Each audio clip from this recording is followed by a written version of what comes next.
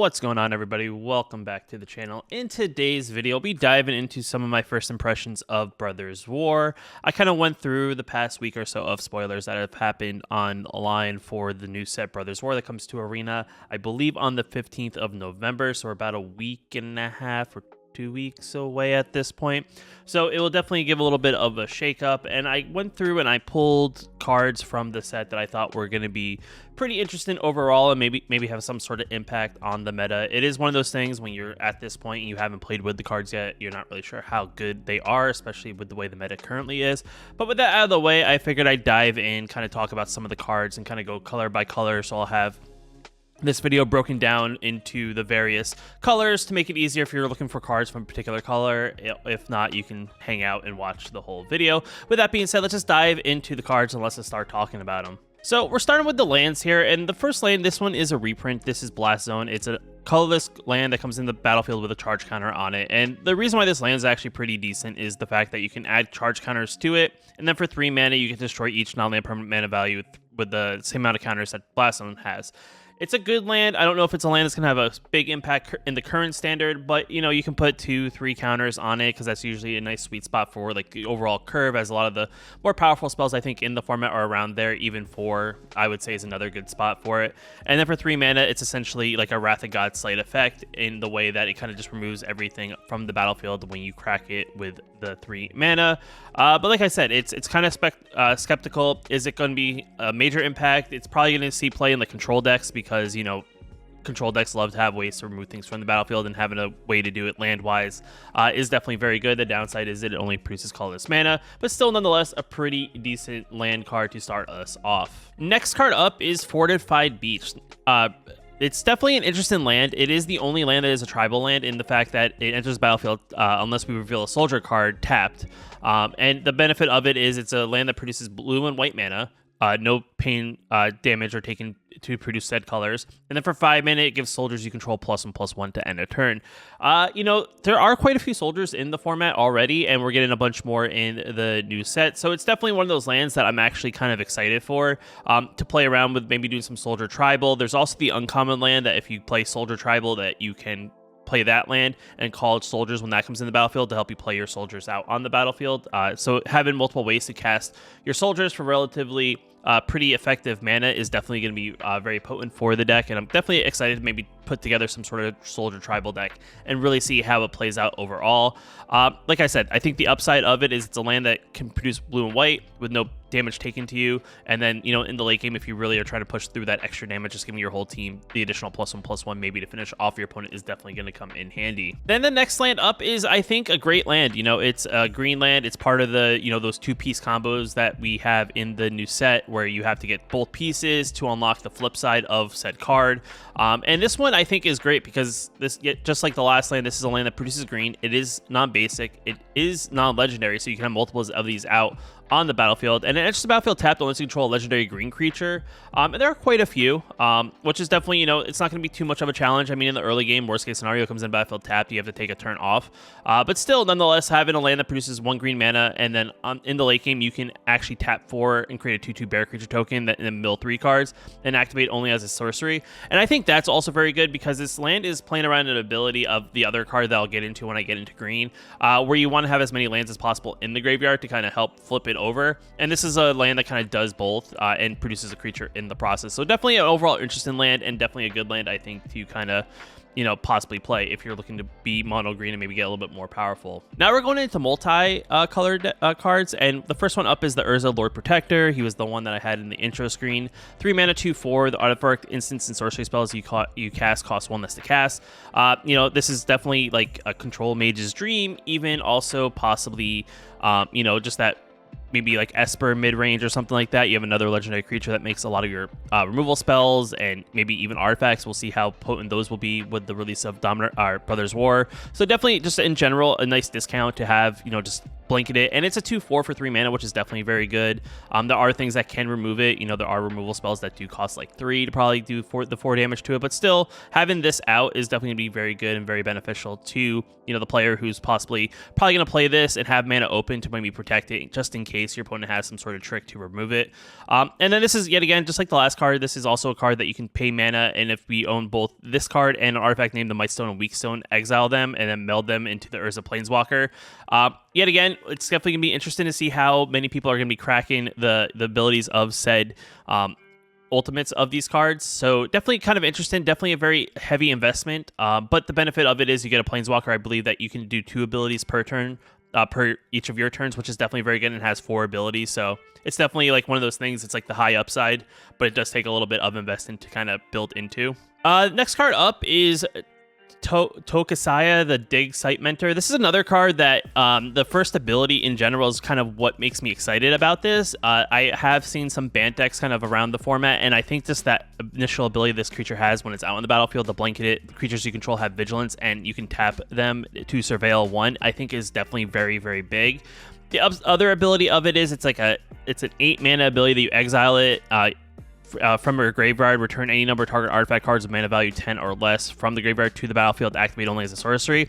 It's an interesting ability. I don't know if Bant's going to be playing that many artifacts that ability is going to be very good, but I do think having a 4/3 like creature that comes on the battlefield and just gives everything vigilance so that you can attack in and still have protection is going to be very good. And the added ability that each creature you have has surveil makes it even better. So definitely one of those cards that I think we'll see some play. Like I said, I've seen some Bant mid-range decks, so this is definitely one of those cards that fits very, very well into those like Bant mid-range style decks. And having the ability to just have protection when you attack in aggressively is definitely very good. Next card up is Mishra, Tamer of Makfawa. It's a 5 mana 4/4, and what I like about this creature is it in general just gives your permanents you control ward, sacrifice a permanent. So ward is one of those interesting abilities that if you don't pay the ward cost, a spell or ability that you're targeting the creature with is countered unless you do said ward thing. And I think this is one of those things that it's like a high upside. You have a decent board out when you play this, and then just giving every permanent you control that additional ward ability, even itself, of having them sacrifice a permanent in order to remove said creature or something from the battlefield is definitely very good. On top of that, each artifact card in our graveyard now has Unearth 3, which means we can return them from the graveyard with the Unearth ability of 3 mana. They gain haste, and then we have to exile them at the beginning of our next end step, or if it would leave the battlefield. And then we can only Unearth as a sorcery, just in case you're not sure what Unearth is. It's definitely very good. I actually see this card seeing a decent amount of play, maybe in like a Rakdos, like Anvil style deck, just be able to give all our artifact things out on the battlefield ward. On top of that, just in case they get removed, we can always, unearth them to get that little bit of extra stuff from the graveyard. Definitely an interesting card. Just having a way to just protect your permanents is definitely very good, and having to do it in a very, blanket style is yet again another good thing overall. And then the other card in, I think, multicolor to wrap it up is going to be the Harbin Vanguard Aviator. It's a 2 mana 3/2 flyer. Human soldier that whenever we attack with 5 or more soldiers, creatures we control, we get +1/+1 and flying to end a turn. So this is yet again just like the land. This is another card that has a high upside in the fact that it will kind of give all our soldier tokens or soldier creatures, depending on how many you have on the battlefield, the ability to fly over your opponent's ground creatures, which will definitely be another great way to kind of finish off your opponent. It is one of those things that's not something that happens every combat. You're not in the early game going to have 5 soldiers out on the battlefield to immediately attack in. But when you get to like that turn 3, turn 4, maybe you're at that 5 soldier creatures. Just because from what I've seen in current standard, there's a lot of soldiers that are relatively on the cheaper side, so you'd be able to probably cast multiples of them out on the battlefield. And just having that added benefit of, giving them +1/+1 and flying is going to make it even better to be aggressive, especially with very small creatures. And this is yet again, because of me being banned, this is yet again another card that benefits from that, because now there's no kind of like global board wipe that's just going to remove a bunch of little small things from the battlefield. So definitely another interesting card, definitely a good card. I think 3/2 for 2 is definitely very good in general and has flying, so definitely a very good upside card if you decide to play the Soldier Tribal deck. Moving on to green, I know this is technically an artifact card, but it's technically green because of its prototype ability. And this is one of those things I'm not 100% sure how I feel about when it comes to the prototype ability. This one's not bad. You can either pay 5 mana to get a 5/5, or you can pay the prototype ability, and you cast it for 2 mana and it becomes a 2/3. And it also becomes green at that point, but it's still an artifact golem. And then for 5 mana, we can sacrifice it. We create an XX colorless golem artifact creature token where X is 3 times the power of it, and it gains haste to end a turn, and we can only activate it as a sorcery. So definitely an interesting card. It's a card that grows. It's definitely a card that you get out early in a mono green deck, and then it's a card that in like in the later game when you're looking for that extra pressure to put on your opponent. Getting spending 5 mana to get a 6/6 is definitely not that bad. And the fact that you can attack in with it immediately. If you do have the 5/5 version out, think about it. It's possibly a 15/15 at that point for 5 mana, which is also really, really good. And just in general, not a bad card. I think overall, I do think these cards are going to be definitely pretty playable just because there's the ability to play for the cheap side, and then there's the ability to play for the more expensive side.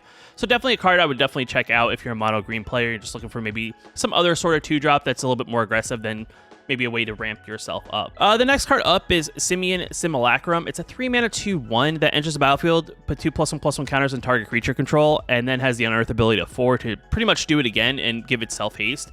So for 3 mana, you can possibly target itself and becomes into the battlefield as a 4/3. If you have other things out before this comes out, you give them the +2/+2 counter, or the +1/+1 counters, and you just have a 2/1 plus whatever else out on the battlefield.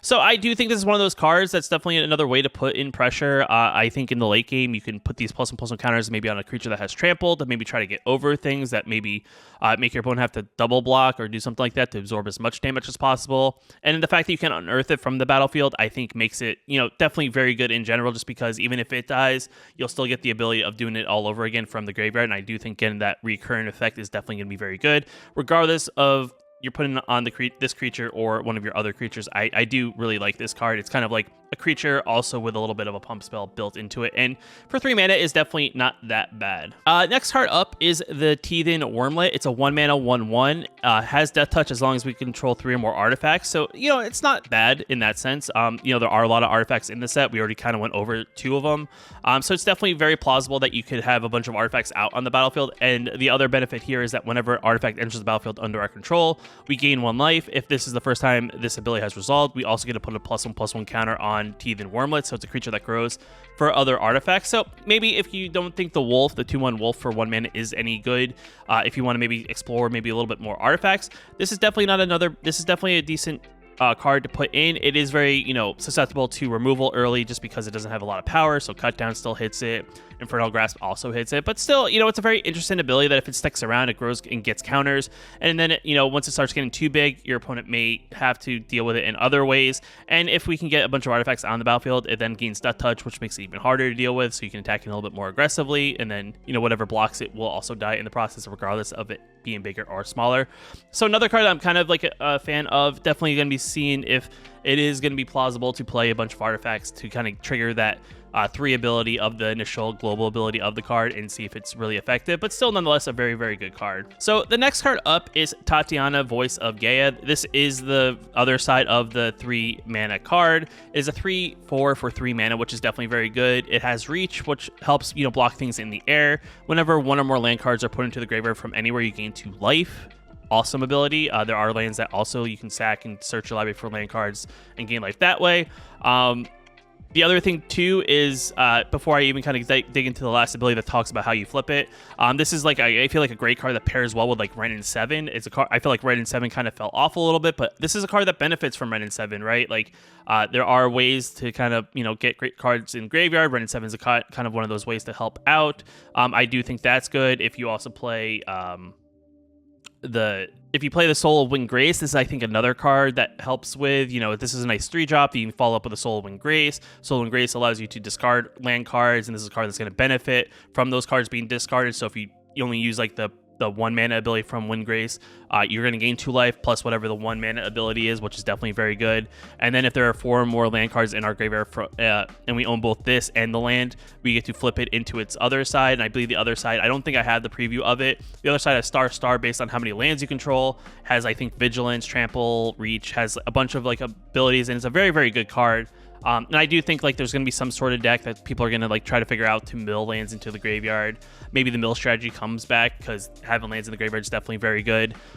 So definitely overall, I think this is a really, really good card. It is legendary, so you only have 1 of them out on the battlefield, but if you are able to flip it over, it's definitely very possible that this card itself could take over the game. The other thing too is I think this one is the easiest out of the 3, I think, that can transform, just because the land's very easy to play because it comes into battlefield free.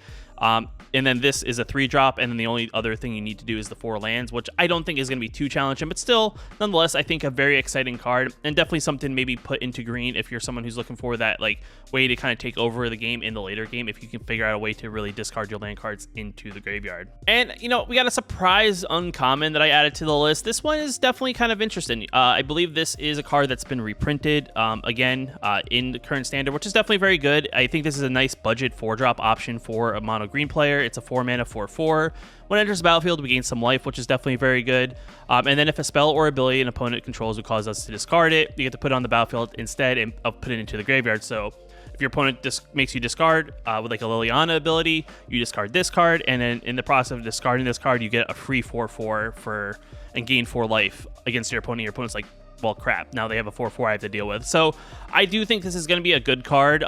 You know, whether you're a player who's, you know, playing traditional and this is something that's in your sideboard, or whether you're a player who's maybe a little bit more on the budget side and you're looking for a solid 4-drop to kind of fill out your curve as you kind of build up until maybe a little bit more of an advanced mono green deck. I do think this is a pretty solid card, just because it does a lot, even for it being just an uncommon, and it's something I do enjoy, you know, possibly playing. And if, you know, there's more discard in the format, this is going to be one of those cards that will benefit from having more discard effects in the format overall. Moving on to red, the first red card up is the prototype version of the last card, but for red, it's called Skitterbeam Battalion. It's a 9-mana our 9-mana casting cost, regular trample haster that enters the battlefield. If we cast it, we create 2 tokens that are copies of it. So for 9 mana, you get 3 4/4s. For 5 mana, you get 3 2/2s.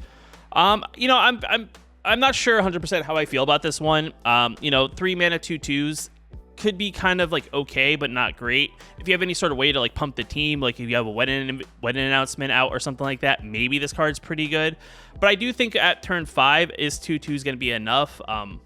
That's the real tricky part about it. They do have trample, they do have haste, but they're only 2/2s, which is definitely one of those things that kind of makes me feel very not sure about with this one. You know, it's definitely okay. It's definitely not as good, I think, as the green one, because I think the green one has more upside because it's cheaper. You can get it out earlier, and the upside is that you get some sort of benefit in the later game. I mean, if you're very aggressive and you want to just get put pressure, I guess putting a bunch of creatures out on the battlefield that attack immediately is probably the only good thing.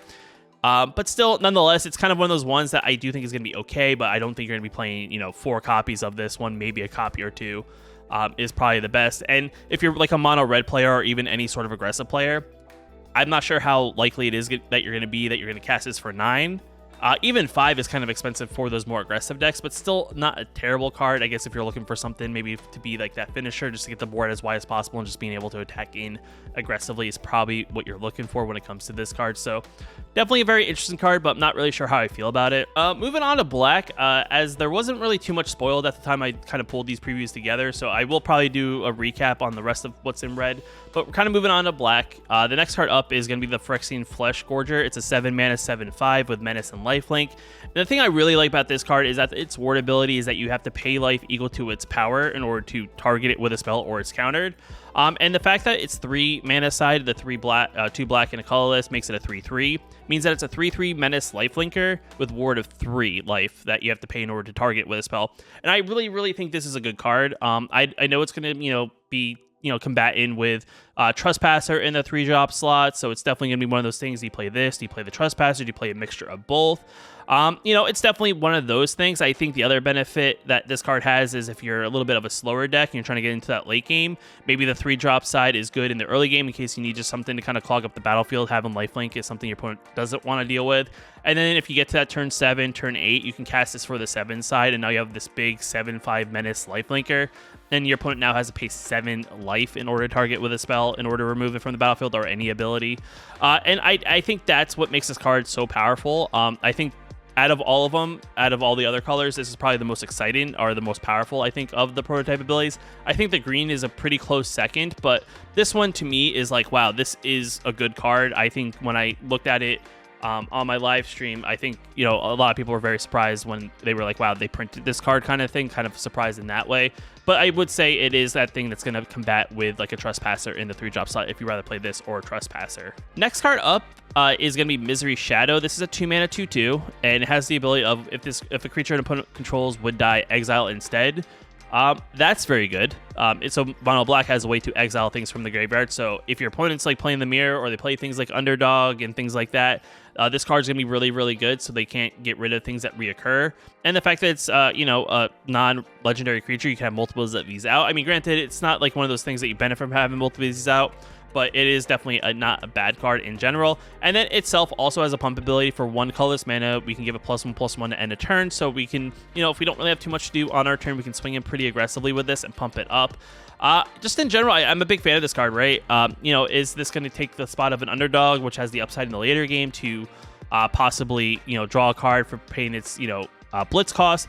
I don't know, but yet again, it's definitely a card that in maybe the aggro deck version, maybe play this as well, just to eliminate your opponent having ways to reoccur things back from the graveyard. This is definitely going to be one of those cards that will help you benefit from that, so they don't have any way of getting those creatures back that you may have killed in the process. So still, nonetheless, I really like this card. I probably will mess around with it. Probably best in the mono black aggro deck. Could also go in like Rakdos mid range and things like that.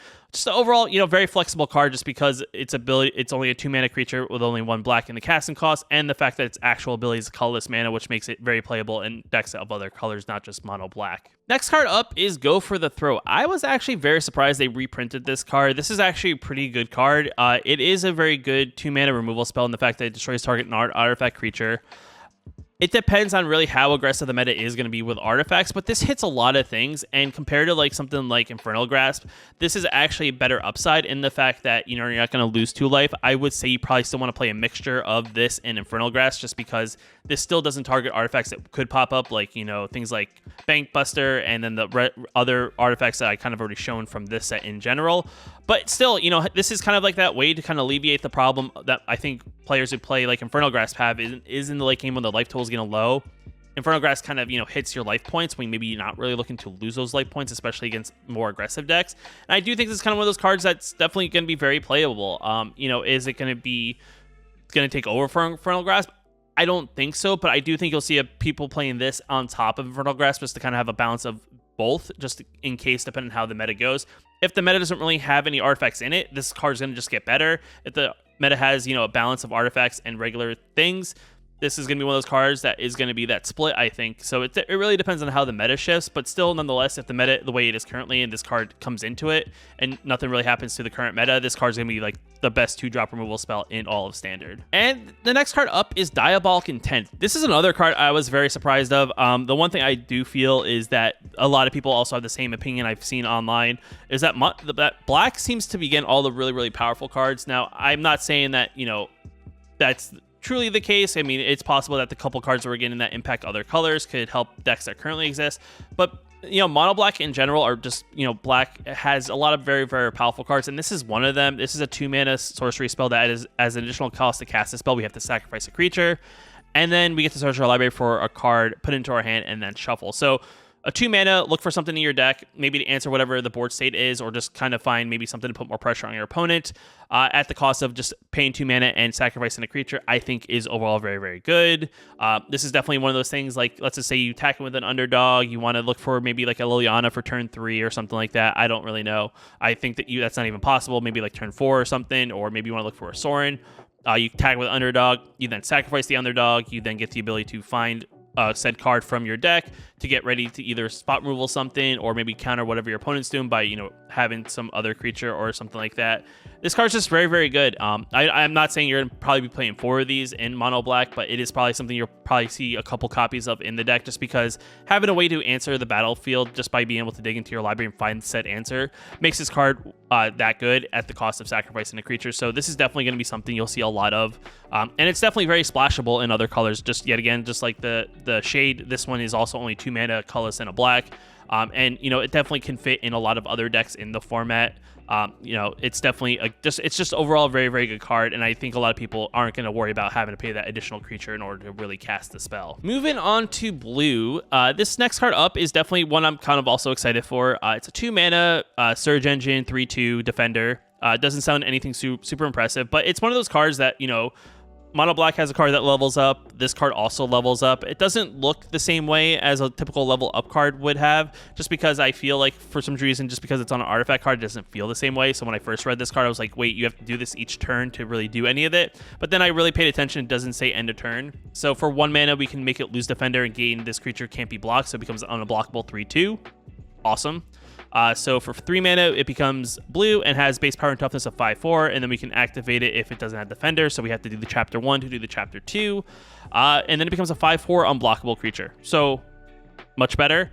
And then for 6 mana, we get to draw 3 cards, and we activate it only if it's blue and only once. So really, the first 2 abilities are really the thing that makes this card that good. So you can play it on turn like 3, automatically make it an unblockable creature, or you maybe play it on turn 3. Make it unblockable at the end of your opponent's turn.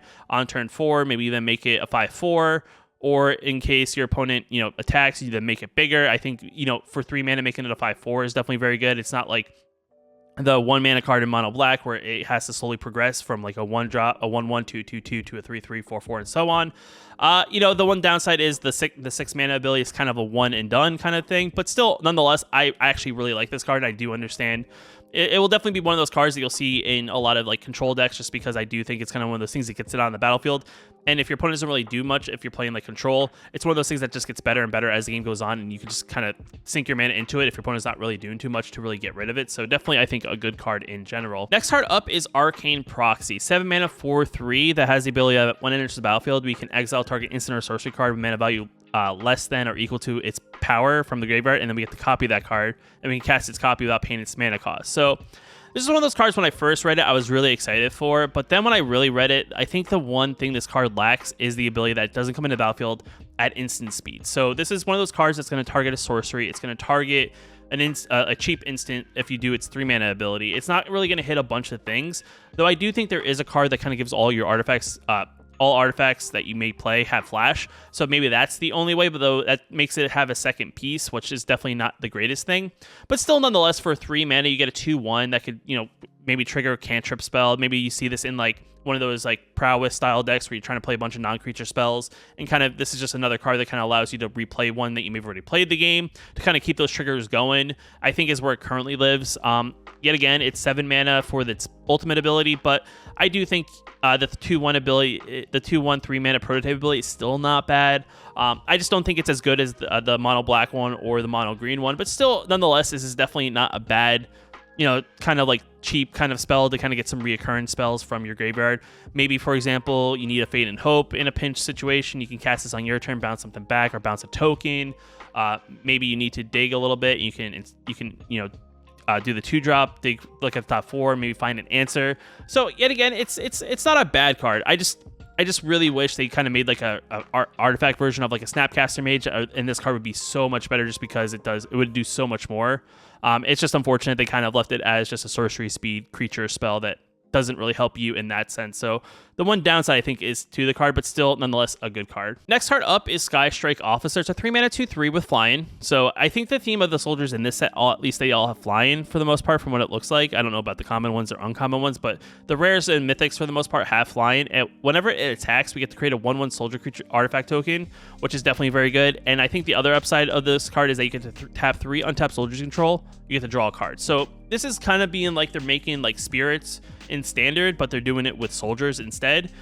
Yet again, I think it's a good card. 3 mana for a 2/3 with the upside of creating tokens every time it attacks, I think makes it very good. Having the ability to maybe you don't attack because you're waiting for an opportunity to attack in pretty aggressively. Having the ability to, at the end of your opponent's turn, tap down 3 soldiers and then draw a card is definitely very good, as you can do that at any point. You can even do it during your turn if you're really looking for that, maybe that answer.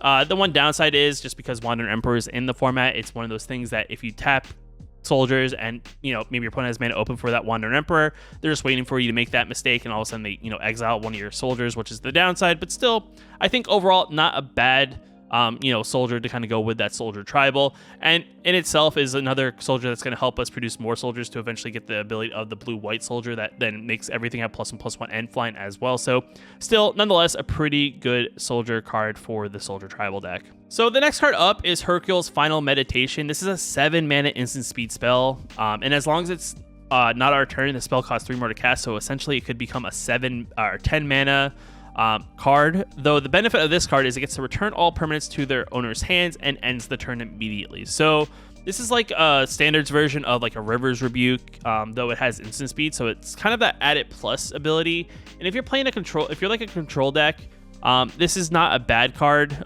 in that sense. In the sense that you probably are going to have a lot of mana, and I do think like having the ability to just kind of end your opponent's turn is definitely very good at the expense of 10 mana. But I think the thing is here with this card is you want to look for opportunities when you do that, or if your opponent bounces back, let's just say they have like 5 or 6 permanents out on the battlefield.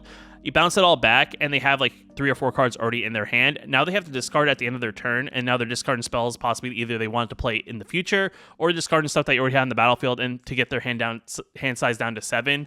So I do think this is going to be one of those good cards in that way. I don't think it's something you're going to play 4 copies of, but if you're a control mage and you're looking for a way to kind of stall the game out so you can kind of get more into control, this is probably like a card you'll have 2 copies of in your deck, kind of as that top end.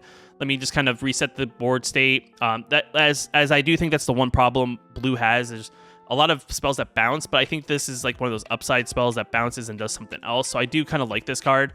And there's many spells in blue that can get this card back into your deck. So after you cast it, you can then maybe there's that counter spell I think that costs 4 Devious Cover Up that costs 4 mana. You get to put some spells back into your deck and then possibly redraw this and kind of get that loop of just bounce it everything your opponent plays back over and over again at end of their turn, so they really never are able to go. So I think overall this is not a bad card.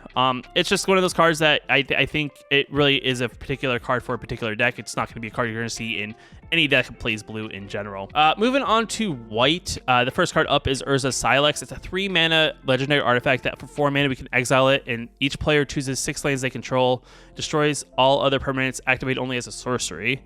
And then when it is put into exile from the battlefield, you may pay 2. If you do, search your library for a Planeswalker card, reveal it, and put it into your hand and shuffle. So this is one of those unique cards that I actually really like. It's yet again a card that I feel like fits very well into control. Yet again, I feel like this is a card you play against the mirror in the way. And the way I'd probably play this is if you have a bunch of mana out on the battlefield, I would tap that mana. If you have more than 6, I would make sure you tap, you're tapping you wouldn't tap less than 6 when you play it. But I would make sure you tap down lands or float mana if you have to sacrifice, lands above 6 in order to kind of do this. And then in doing so, you can use that floated mana then to pay the 2. And I really think this is a card, yet again, just like the last removal spell or bounce spell, that is a good card. It really fits in control. The fact that you make your opponent essentially wipe the battlefield back down to 6 and everything is destroyed permanent wise, which is definitely very good. It's not something you're going to do at instant speed, but still do something at sorcery speed. It's like a face up, like, hey, I have this Armageddon style effect / Wrath of God effect that eventually will happen when I find the time to be right. So your opponent either has to deal with it before you crack it, or they have to, or you can just immediately play it for 7 mana. You pay for 3, and then you tap it, and then you blow up the battlefield. So it is, it's kind of another interesting card. Though the downside is if you do it for 7, you're not gonna have the 2 mana open to kind of search your library for a Planeswalker card. But yet again, if you play this, you have a couple turns off, and then you eventually can crack it for 4. You search your library for a Planeswalker card. Now you can get a Planeswalker, probably cast it. And then, all of a sudden you're the one with the Planeswalker out and your opponent has nothing, just 6 lands. And depending on where their hand is, they may not be able to put that pressure back onto the battlefield. But still, I kind of like this card. It is kind of clunky, but it's not a bad card in general. Moving on to Mono White's prototype artifact card. This is a 6 mana 5/4 flyer that at the beginning of our combat, target creature control gains of our choice flying, vigilance, lifelink until end of turn. Not bad, but I do like the 3 mana side of playing it just because it's a 3 mana 3/3 flyer that at the beginning of our combat we can give something else. We can give a creature we control flying or vigilance, flying, lifelink. So I think that's very good. It's another aggressive 3-drop that Mono White would play. I don't know if it really takes over any of the other 3 drops. I feel like some people are kind of set on their Adeline and stuff like that. So it's definitely going to be, tricky to see if this card sees a ton of play, but I could see this card popping up in a couple copies.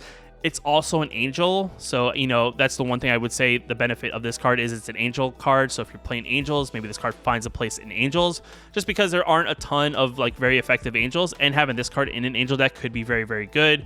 If you have the Catilda out, you play this afterwards. I don't think Catilda's the right card. The 2-drop angel that you can tap it, and whenever you play an angel after it, it gets pumped up. with a +1/+1 counter for each angel you control. So that's definitely very good, I think, overall. And you know, the upside is you could pay for 6 if you want to, but I do think the ability to have a 3/3 for 3 is very, very good with flying. So definitely not a bad angel card. I don't know if it's going to be in the mono white deck, but could be a card that fits very, very well into angels. Next card up is another white prototype card. I'm guessing at the time I looked at these previews, not all the colors had all the prototype cards, so this is another one. This is a 5 mana 4/5 with vigilance, and for 1 mana we can tap it, put a +1/+1 counter on target assembly worker you control. So itself is an assembly worker, and it's kind of one of those cards that you kind of want to sit back with. You can attack in because it has vigilance if you have an opportunity for. And then this is one of those things where at the end of your opponent's turn kind of thing, if you have 1 mana open, you can tap it down, put a +1/+1 counter on it, and this thing will slowly grow. And I do think the fact that it's a 2 mana 2/2 is another reason why this card is definitely very good. You know, it's kind of like it doesn't pump the whole assembly workers, it pumps a single assembly worker. So in all reality, it's really pumping itself. I'm sure there's other assembly workers in the set, but if you're playing like a mono white deck and you're looking for a solid 2-drop, this is definitely it. I do like the ability that, you know, it's not something you get for free, but it's something that you can put mana into and pump it up over the course of the game, and it gets bigger and it gets bigger and it gets bigger and bigger. So it's definitely something your opponent's going to have to deal with at some point, whether it's a small 2/2 version or if it's the very large, if it's a much larger like 4/4, 5/5 version of it. And the fact that it has vigilance it makes it that much better just because it can attack in and then sit back on defense. So definitely a very, very good card in general. Next card up is Tokasa's Welcome. This is a 3 mana enchantment that whenever 1 or more creatures with mana value 3 or less enter the battlefield under our control, we get to draw a card. This ability triggers only once each turn. This kind of reminds me of that vampire, the Welcoming Vampire, that whenever a creature with, I think, power 2 or less enters the battlefield, you get to draw a card. I actually like this one better. This fits very well, I think, in mono white, in the sense that that's the one downside. I think to mono white doesn't have a lot of card draw, and most of the cards outside the Paragon Angel are all 3-drops. So this is definitely a card that fits very well into mono white. I don't know if it could fit very well into like a Rakdos and like a Boros like style aggro deck. You know, there's a lot of cards that this card feels very good in. Probably could see a couple copies in like a Soldier Tribal deck, just because I'm sure all those cards are relatively on the cheaper side. So overall, a very, very good card in that way. If you're someone who's looking for some sort of way to get some card draw effect without and having it like statically that you don't have to invest mana into, it's definitely not that bad. This is not a 4 of, I would say. This is probably like a couple copies of. So if you're looking to maybe trying to figure out other ways to draw cards in your deck and you play white, this is definitely going to be one of those cards I think you will benefit from. And that's gonna do it for the preview. I know this was a little bit long. I do appreciate you guys checking this out. If you guys stayed the whole video, I appreciate it. If you like the video, hit that like button. Definitely lets me know you guys like these style of videos.